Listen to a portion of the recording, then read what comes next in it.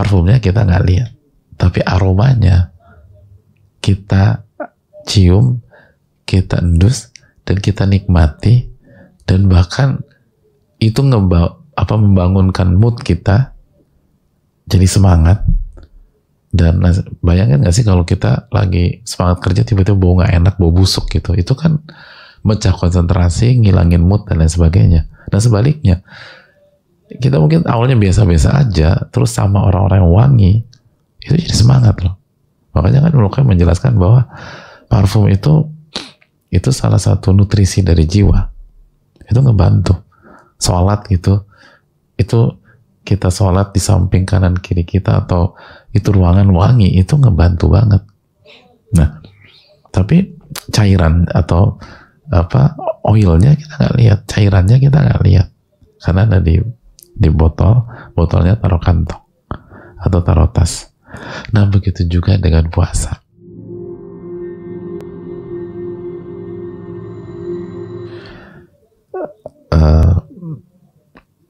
Al-Allamah Ibnu Qayyim rahimahullah mengatakan, udna ila syari hadits al-Harith alladhi fi dzikru ma yuhrizul 'abda min aduwihi.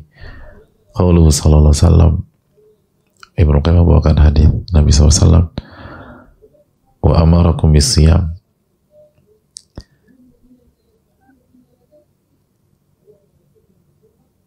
atau wa amurukum bisiyam,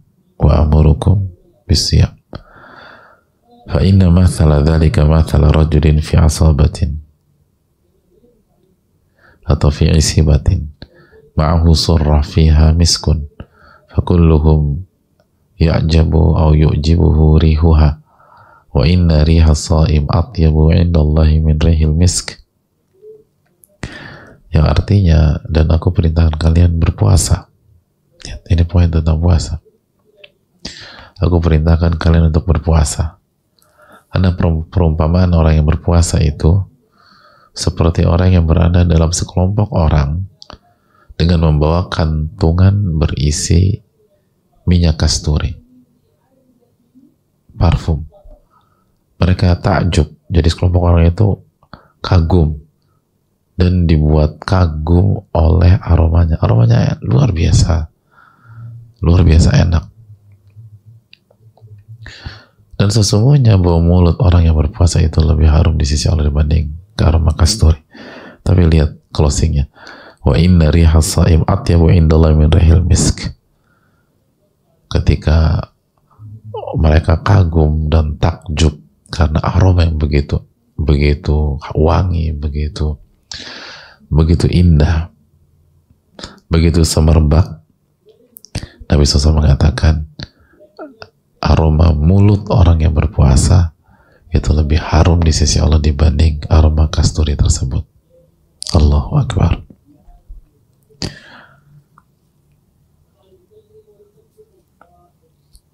Hadirin Allah muliakan, ada beberapa hal menarik. Yang pertama, kata Ibnu Qayyim, bahwa Nabi SAW memberikan perumpamaan dengan sahibus surrah allati fihal misk, dengan orang yang membawa kantung yang di dalamnya ada kasturi. Lianna masturatun 'anil uyun makbu'ah tahta thiyabih, karena orang yang membawa kantungan yang isinya kasturi itu nggak terlihat dari mata-mata manusia karena tersembunyi di balik bajunya. Ka'adati hamil misk, dan begitulah orang yang membawa minyak kasturi. Wa hakadha sha'im shaumuhu masturun an musyahadatil khalq, dan begitulah orang yang berpuasa. Orang yang berpuasa itu nggak terlihat dari mata-mata manusia, nggak terlihat dari mata-mata manusia. La tudriku hawasuhum, panca indera mereka nggak bisa memastikan orang yang berpuasa. Jadi kenapa Nabi SAW memberikan analogi dengan orang yang bawa kantongan berisi kasturi? Karena sekarang ia tertutup dari penglihatan mata dan tersembunyi di balik bajunya, dan itu kebiasaan orang yang bawa parfum. Bahkan sekarang kan orang yang bawa parfum tuh kan ditaruh di botol. Terus kalau pakai yang 5 mili ditaruh di kantong, iya nggak sih? Emang kalau kita bawa parfum dipegang-pegang begitu, kasih lihat gitu? Enggak kan? Kita bawa, nih parfum gua nih, parfum. Enggak. Kita mungkin taruh di botol kecil, terus kita kantongin, nggak ada yang tahu. Nggak ada yang tahu. Tahu-tahu wangi aja gitu. Wangi. Karena kita pakai. Dan begitu juga dengan orang yang berpuasa. Puasanya nggak kelihatan. Nggak kelihatan mata manusia, nggak kelihatan panca indera manusia.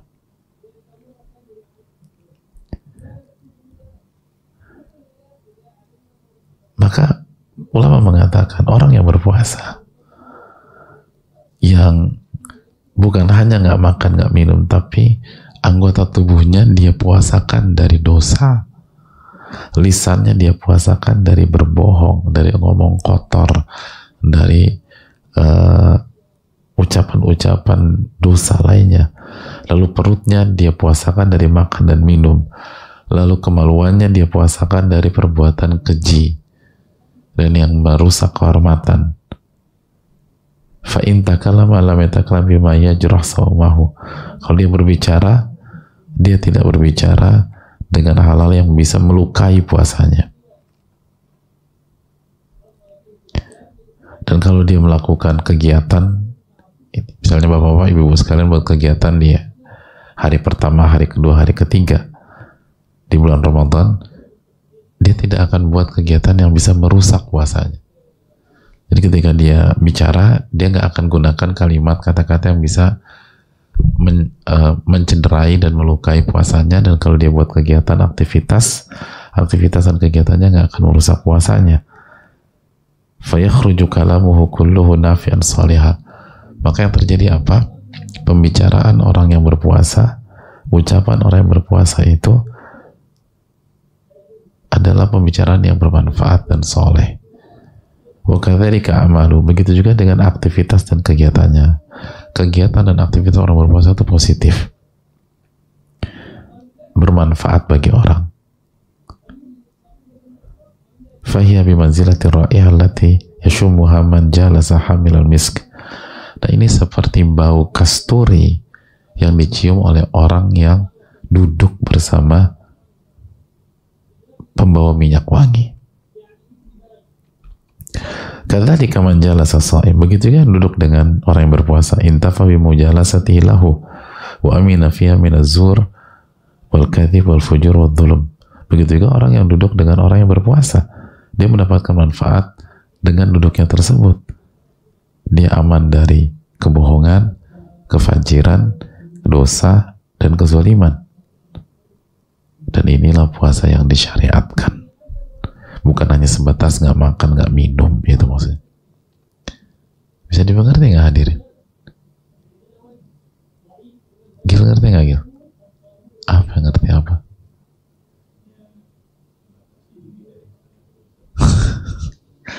Ya Allah, itu pasti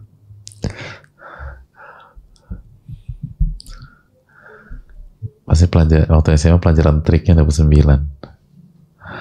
Gini loh, jadi kan gini, kembali lagi, orang yang coba simak nih, orang yang pembawa parfum, secara umum orang ngelihat nggak parfumnya? Nggak. Misalnya kita pakai kasturi atau pakai oud, pakai minyak oud, orang tuh kan nggak ngelihat botolnya. Botolnya tadi kata Ibnu Qayyim biasanya ditaruh di balik baju. Kalau bahasa kita dikantongin. Itu kalau botol kecil. Kalau botol besar, emang ngantongin botol 100 mili. Kita taruh di rumah. atau taruh tas. Jadi orang tuh nggak ngelihat cairan parfumnya gitu, nggak ngelihat cairan parfum. Tapi kan kita udah pakai nih, jadi kita pakai sebetulnya kita kalau analogi pada hari ini ya, kita pakai parfum, botolnya atau cairannya ada di botol. Nah botolnya kita taruh di kantong, atau kalau botol besar taruh di rumah. Tapi kalau ini konteksnya dibawa, berarti kalau nggak di kantong, di tas. Orang nggak ngelihat. Tapi begitu duduk bareng Ragil atau Rifki, kok wangi ya? Gitu. Kita nggak ngelihat parfumnya nih. Tapi kita menikmati aromanya dan wanginya. Kok Rifki sama Ragil wangi ya? Gitu. Parfumnya kita nggak lihat, tapi aromanya kita cium, kita endus, dan kita nikmati, dan bahkan itu membangunkan mood kita jadi semangat. Dan bayangin gak sih kalau kita lagi semangat kerja tiba-tiba bau gak enak, bau busuk gitu, itu kan mecah konsentrasi, ngilangin mood dan lain sebagainya. Dan sebaliknya, kita mungkin awalnya biasa-biasa aja, terus sama orang-orang yang wangi, itu jadi semangat loh. Makanya kan Luqman menjelaskan bahwa parfum itu salah satu nutrisi dari jiwa. Itu ngebantu. Sholat gitu, itu kita sholat di samping kanan kiri kita, atau itu ruangan wangi, itu ngebantu banget. Nah, tapi cairan atau oilnya kita nggak lihat, cairannya kita nggak lihat, karena ada di botolnya taruh kantong atau taruh tas. Nah begitu juga dengan puasa. Puasanya kita nggak lihat, kita nggak bisa lihat Rifki atau Ragil puasa, tapi aromanya dalam bentuk tutur kata orang yang berpuasa itu jujur, baik, menyenangkan, lemah lembut, ngejaga perasaan, lalu sikapnya gitu loh. Rifki dan Ragil helpful. Lu butuh apa? Gue ambilin ya. Itu kita nikmati.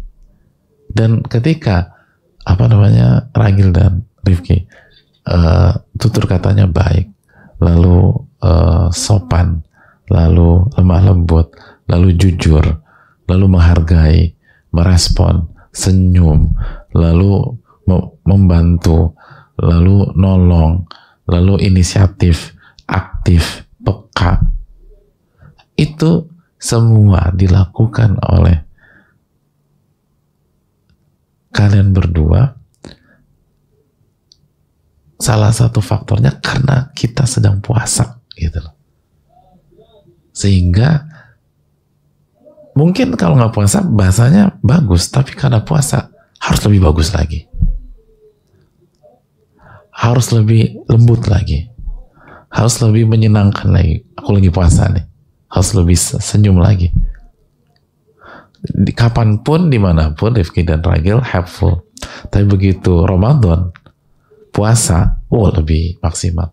Nah itulah aroma kasturi itu, gitu. Menarik ya, analoginya. Jadi hakikatnya puasanya kan nggak kelihatan, tapi aroma dari puasanya itu benar-benar terlihat, clear, kita ngerasain itu, kita merasakan. Jadi orang yang berpuasa itu harus punya ciri khas itu gitu loh. Sama kayak orang yang bawa kasturi, dia harus wangi gitu loh. Gak cocok kalau bawa kasturi apek tuh aneh loh, kan Anda bawa kasturi. Orang bawa oud gitu misalnya, minyak garu, itu otomatis dia akan wangi. Kalau orang yang berpuasa, dia harus wangi gitu. Dia harus wangi dalam lisannya, dia harus wangi dalam sikapnya, dia harus wangi dalam perbuatannya, dia harus wangi dalam aktivitas. Nah itu poinnya. Itu. Nah itulah puasa yang disyariatkan, bukan sebatas makan dan minum.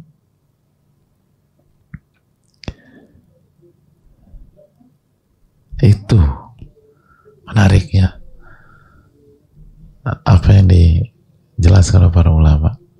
Dan itu hadis Nabi SAW.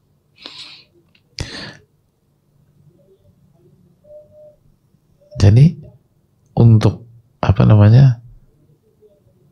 Untuk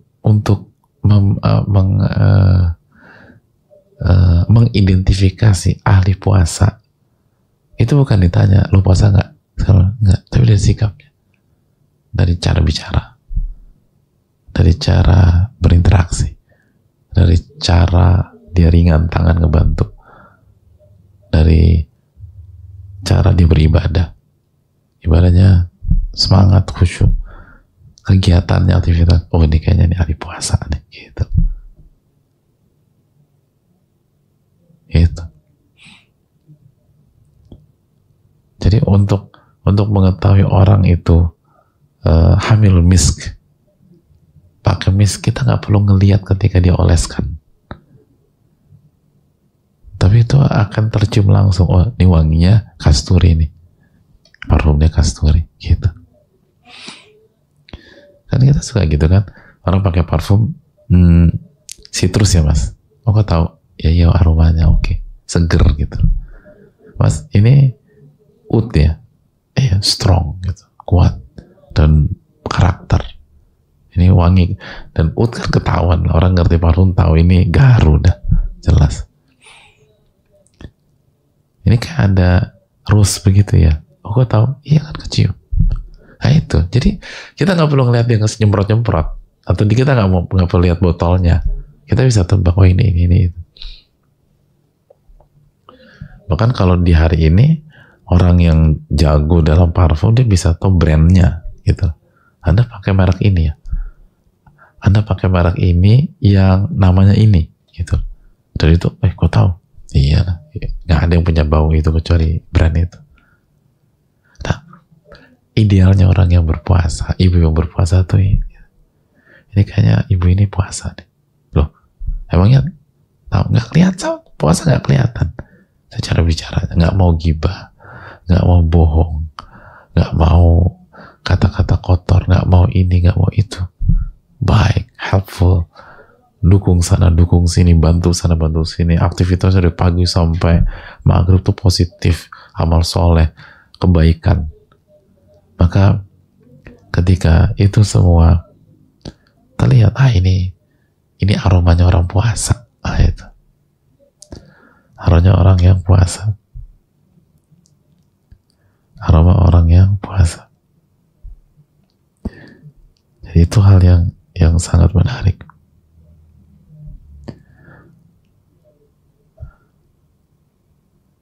Dan nanti pada hari kiamat aroma itu benar-benar wangi di sisi Allah Subhanahu wa taala. Makanya seperti Syekh Abu Amr, dan ini keterangan Abu Hatim Ibnu Hibban, bahwa aroma itu di dunia dan di akhirat. Dan inilah puasa sejati, hadirin. Makanya Nabi SAW mengatakan, kita lanjutkan sedikit, man lam yada' qawla zur wal amala bih wal jahl falaysa lillahi hajatun fi an yada'a ta'ama wa syarabah. Barang siapa yang tidak meninggalkan ucapan dusta atau perbuatan dusta atau perbuatan dosa, Allah nggak butuh pada saat dia meninggalkan makan dan minumnya. Allah nggak butuh pada puasa yang seperti itu. Dan Nabi juga, dan dalam hadis yang lain, hadis riwayat Imam Nasa'i, ruba sha'imin haddu min siyamihi arju wal atash. Betapa banyak orang yang berpuasa, bagian dari puasanya hanya lapar dan haus, nggak dapat apa-apa, nggak ada apa-apa. Nah, itu kira-kira yang dikatakan oleh Nabi SAW, Nabi Sallallahu Alaihi Wasallam. Dan ini juga pelajaran mahal bagi kita, bahwa hadirin Allah muliakan, jadi ternyata orang yang berpuasa itu harus ada aromanya, ya. Dan aromanya itu terletak pada kata demi kata yang diucapkan, kejujurannya, sikapnya, aktivitasnya, perbuatannya, kegiatannya, itu semua positif. Itulah orang berpuasa. dia nggak mau gibah, dia nggak mau ngomongin orang, dia nggak mau cerita-cerita, dia nggak mau buat yang sia-sia, dia nggak mau maksiat, dia nggak mau gunjing, dia nggak mau bicara aib orang, nggak mau. Itulah aroma wanginya orang berpuasa. Dan kita rasakan ini orang kok asik banget ya gitu loh, hangat, dan ternyata dia ahli puasa. Jadi ahli puasa harus punya karakter itu. Wallahu ta'ala alam bisawab.